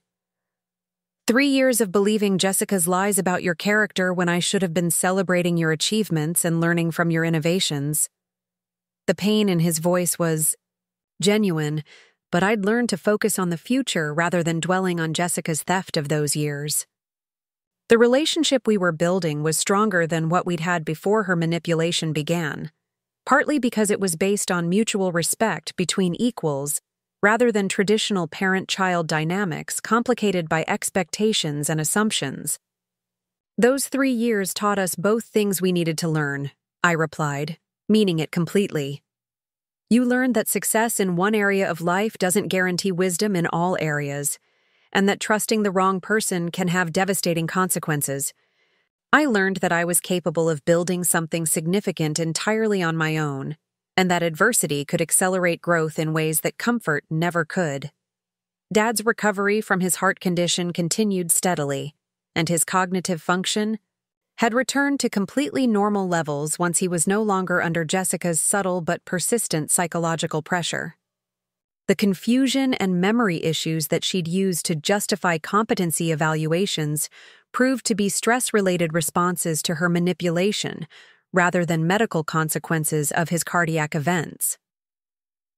It's amazing how much clearer my thinking became. Once Jessica was out of our lives, he observed during one of our business planning discussions. I didn't realize how much mental energy I was spending trying to navigate her constant subtle criticisms and suggestions until that pressure was removed. The business partnership we developed proved mutually beneficial in ways that exceeded both our expectations.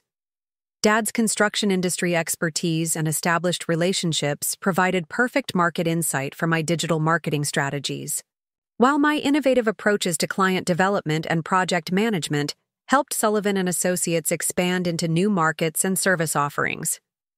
Our combined efforts resulted in contracts that neither company could have secured independently.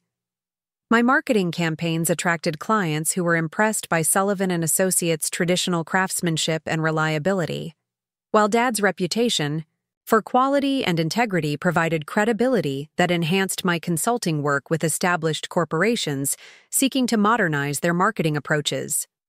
The success of our collaboration attracted attention from industry publications and business development organizations throughout the Pacific Northwest. Articles in construction trade magazines and marketing journals highlighted our innovative approach to combining traditional industry expertise with cutting-edge digital strategies, creating case studies that other family businesses began trying to replicate. You've accomplished something that most family business consultants say is impossible, noted the author of a Harvard Business Review article about our partnership. You've successfully integrated different generational approaches to business development in ways that enhance both traditional strengths and innovative capabilities, rather than forcing compromise between competing philosophies. The recognition was professionally gratifying, but it also provided opportunities to help other families navigate similar challenges without the devastating manipulation that had complicated our own journey. Speaking engagements and consulting opportunities allowed me to share strategies for building successful family business partnerships while maintaining individual professional identities and avoiding the conflicts that destroy many multi-generational enterprises. My personal wealth continued growing at rates that sometimes felt surreal, driven by the success of my original consulting business, returns on strategic investments, and the value appreciation of my equity stakes in client companies that had achieved significant growth following my marketing campaigns. The IPO of Innovate PDX had indeed generated the $63 million windfall Michael Thompson had projected, but subsequent investment opportunities had multiplied that foundation into wealth that approached 9 figures. The financial advisors I worked with specializing in sudden wealth management helped me develop strategies for preserving and growing assets while maintaining the kind of discretion that had served me well during the years of building my initial success. Diversified investment portfolios, strategic business acquisitions, and carefully planned philanthropic initiatives created multiple income streams that would sustain substantial wealth regardless of any individual business outcome. But the most satisfying aspect of my financial success was the independence it provided from any need to consider Jessica's manipulation campaign as anything more than an interesting historical footnote. Her attempts to control my access to Dad's resources had become completely irrelevant because my own resources exceeded anything she could have affected through her estate manipulation schemes. You realize that even if Jessica had succeeded completely in her inheritance plans, it wouldn't have made any meaningful difference to your financial situation, Rachel Martinez observed during one of our regular strategy sessions. You're independent. Wealth is substantial enough that your father's estate, while significant, represents a relatively small percentage of your total assets. The observation highlighted something important about Jessica's fundamental miscalculation. She'd spent 3 years trying to eliminate my potential inheritance, never realizing that I was building wealth that would make her inheritance goals seem modest by comparison. Her entire strategy had been based on assumptions about my financial dependence that were becoming more inaccurate with each passing month.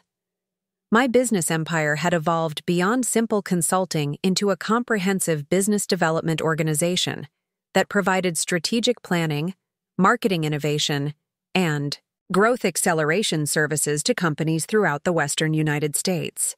The client roster included Fortune 500 corporations, emerging technology companies, and established regional businesses seeking to expand into new markets or modernize their operational approaches. The most recent major contract came from a consortium of California-based investment firms seeking expertise in Pacific Northwest market development. The attorneys who had facilitated her questionable estate planning maneuvers faced disciplinary proceedings that resulted in license suspensions and mandatory ethics training for several practitioners. The precedent established by our successful challenge to documents obtained during medical incapacity became useful for other families facing similar exploitation attempts. Patricia Williams, who had been instrumental in developing our legal strategy, reported that inquiries from families suspecting elder abuse had increased significantly following publicity about our case. The comprehensive documentation approach we'd used and the successful coordination between legal, medical, and investigative professionals provided a model that other attorneys were adapting for their own client situations. Your family's case demonstrated that systematic elder abuse can be successfully challenged even when the perpetrator has been careful about legal documentation, Patricia explained during one of our follow-up meetings. The key is recognizing that manipulation during medical vulnerability creates circumstances where apparent consent may not represent genuine informed decision-making. Tom Bradley's investigative work had also attracted attention from law enforcement agencies and regulatory organizations seeking to improve their response to financial exploitation cases.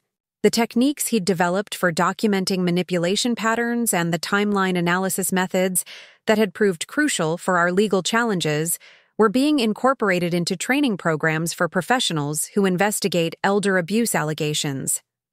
The systematic approach to evidence gathering that we used in your case has become a model for other investigations, Tom reported during our final consultation.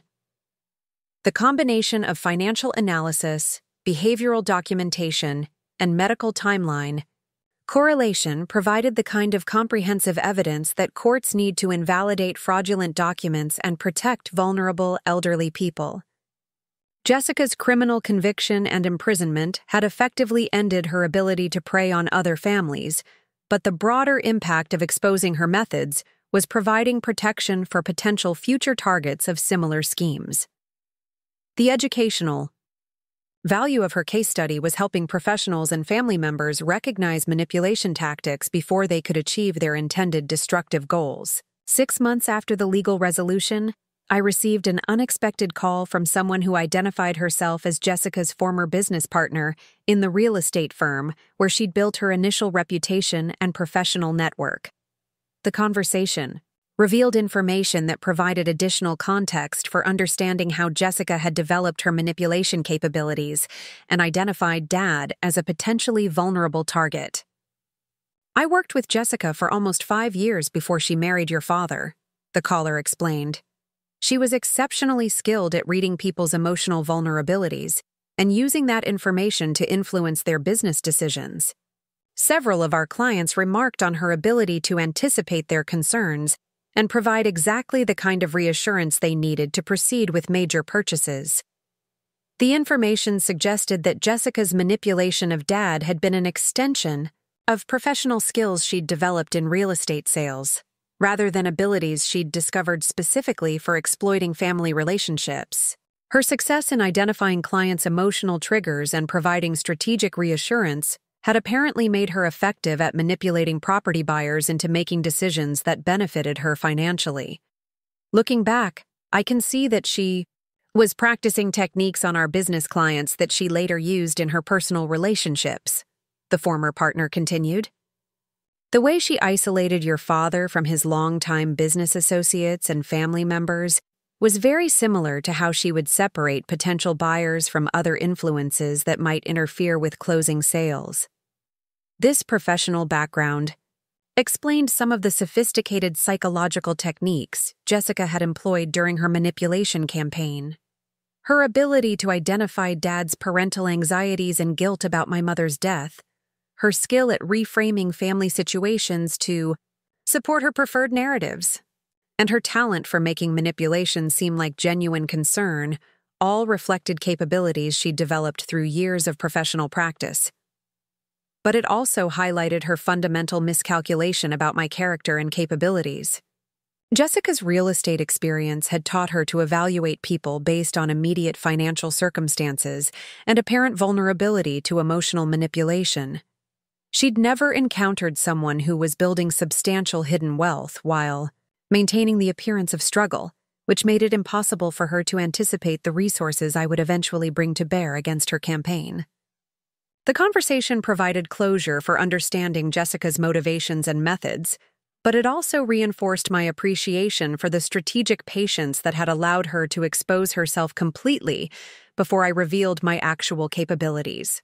If I had disclosed my business success earlier in her manipulation campaign, she might have adjusted her tactics in ways that would have made her abuse more difficult to document and challenge.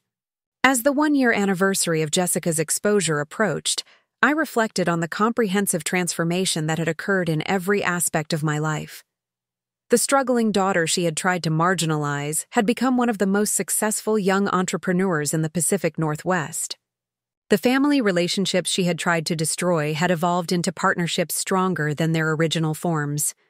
The financial independence she had tried to prevent had been achieved at levels that exceeded anything she could have imagined possible. Most importantly, the experience of surviving systematic manipulation had provided life skills and professional capabilities that were proving valuable far beyond the original family crisis. The strategic thinking, evidence documentation, relationship analysis, and long-term planning abilities I'd developed during those 3 years were generating competitive advantages in business situations that had nothing to do with family dynamics or personal relationships. "You've accomplished something remarkable," Dad said during our most recent Sunday morning strategy session. "Not just the financial success, though that's impressive enough, but the way you've transformed a devastating personal attack into opportunities for professional development and social contribution. Jessica thought she was destroying your future, but she actually accelerated your development in ways that normal circumstances never could have achieved." The observation captured something important about how adversity could create opportunities for growth that comfort and stability never provided. Jessica's manipulation had forced me to develop capabilities I might never have discovered under normal family circumstances, pushed me to achieve independence at levels I might not have pursued without external pressure, and taught me strategic patience that was proving invaluable in business situations that required long-term thinking and careful timing. The daughter Jessica had dismissed as a gold digger and burden had become someone whose success validated every original instinct Dad had possessed about my potential before her influence clouded his judgment. The manipulation campaign, she thought, would eliminate my influence over family resources had actually created conditions that accelerated my development into someone with resources that dwarfed anything she had tried to control. In the end, Jessica received exactly what she deserved: Complete exposure as the calculating predator she had always been. Loss of everything she had tried to steal through manipulation, and the knowledge that her carefully constructed deception had been demolished by someone she had never bothered to understand accurately. The justice was thorough, appropriate, and entirely fitting for someone who had built her success on the systematic exploitation of trust and the manipulation of genuine human affection. The gold digger she had created in her imagination turned out to be a projection of her own character, rather than an accurate description of mine. That realization, more than any legal consequence or financial loss, would follow her for the rest of her life as the most enduring punishment for her systematic betrayal of the people who had welcomed her into their family with genuine love and trust. Up next, you've got 2 more standout stories right on your screen. If this one hit the mark, you won't want to pass these up. Just click and check them out.